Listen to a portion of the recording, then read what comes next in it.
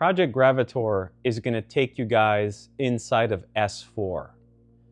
So what is S4? Well, back in '88 and '89, Bob Lazar was hired by the United States Department of Naval Intelligence and brought to this secret facility 15 miles southwest of Area 51 within the Area 51 compound to reverse engineer alien technology. This was a facility that was built into the side of the mountain adjacent to Papoose Lake. Inside this facility, Bob was brought in and was introduced to some of the most advanced technologies ever seen by humankind. He was asked to work on the reverse engineering of the propulsion system of this technology. There seemed to be a lot of other people working there, but he did not have access to them. According to what he saw, S4 only had 22 people working on the projects that were there. S4 was operating 3 known projects: Project Gravitaur, which is the power and propulsion that Bob Lazar was responsible for, Project Sidekick, that had to do with weapons applications, and Project Looking Glass, which had to do with time dilation.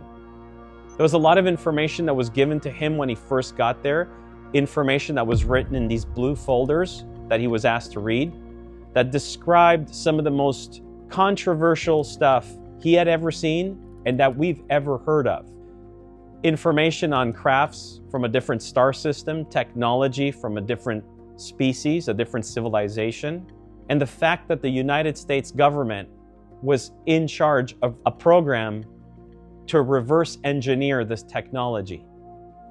From the outside, what he saw were these camouflaged large bay doors in the side of the mountain, which he found out later to be the hangar doors. He initially was brought into the first hangar, which they called the main hangar, or the large hangar. This is where he first saw the sport model flying saucer that he was working on. At first he thought this was not extraterrestrial or non-human. He thought this was just a simple high-tech fighter that was created by the United States military. And one of the reasons why he thought that is because there was a reversed American flag sticker on the craft. The facility was quite large. At one time, when he came out of the lab, all the adjacent doors in each hangar were open, and he was able to see the size and the scope of where he was. This was a gigantic facility. From what he understood, there was a total of 9 hangars in there. Each one had a craft of some type. He was able to work on the sport model, which was in the main hangar, the first hangar. He got a clear view of the adjacent hangar, which had a jello mold type of craft, and the following hangar, which looked like a craft that looked like a top hat propped up on its side. He was also able to see other crafts, but they were far too distant for him to make out shape or form. What we can say, and what he does remember, is that he could see how incredibly large the facility was. This also coincided with the fact that the main hallway within the facility was extremely long, which was basically almost an infinity hallway that was adjacent to all the hangars. You will see that in our project, that we've recreated the entire facility exactly as Bob Lazar witnessed it when he was there. So in the making of S4, we also used a lot of different data sets specifically for the landscape and all the terrain that is around the Papoose mountain area and Papoose Lake. A lot of the satellite data that we received goes back all the way to the 1970s, all the way to recent data that comes from different points. Some of the satellite data that we use is actually also sourced out of Russia, which provided us a lot more detail, surprisingly, than some of the American satellite data. How we went about getting that, that's another story. On top of that, we also had to work really carefully in developing the elevations and the topology out there, because most of the data that we have today does not provide us any elevation or accurate topology specifically where S4 is located right by Papoose Lake. So if you kind of look at what you see today in that environment, whether you're on Google Earth or Apple Maps, whatever it is, you will actually not really see the elevation accurately versus the true satellite data. So That was a really interesting way of developing the terrain, and we wanted to make it as accurate as possible so it recreates the real environment.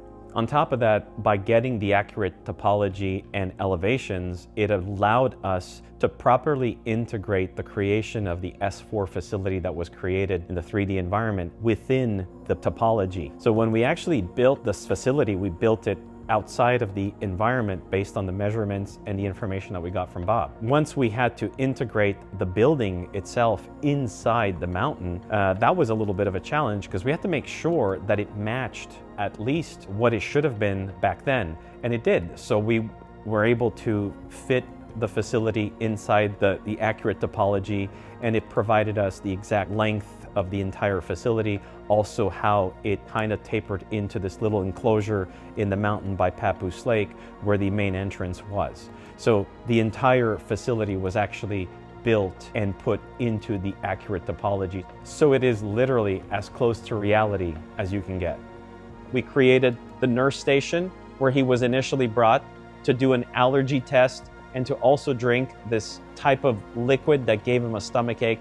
We recreated the briefing room where he was asked to read up and get updated on all these briefing documents that they had, a lot of them stamped top secret with the US Navy logo on it. We recreated the propulsion lab where he worked with his partner Barry Castillo in attempting to reverse engineer the reactor and figure out how that reactor functioned. That was the main power source to the craft that he was working on. And we built the hangar and all the adjacent hangars and crafts that were there. The only crafts that we actually replicated from his memory are the sport model in absolute detail, except for the upper level that he never had access to, the Jello mold, and the top hat. The other crafts that were there, we used creative liberties because he did not have an opportunity to really make out what they looked like. Everything was recreated according to his memory. We basically researched every possible detail in terms of the equipment that was in there, the tools that were in there, and anything that could have been existing at the time in the late 1980s. The floodlights, the extension cords, the generators, the portable X-ray machines, the oscilloscopes, the workbenches, the tools, everything was studied and analyzed carefully so that we would be able to recreate this to the most accurate detail so that when you get access to S4 for the first time, see exactly what the reverse engineering program looked like back in 1988 and 1989 at S4. So there's a lot of information that you will get in our film and in our VR experience that has to do with what Bob saw. Anything else that happened at S4 remains unknown. So at first, it'll be in a documentary film, and following that will be a VR experience. You will finally get to see the interior of S4, probably one of the most secret locations on planet Earth.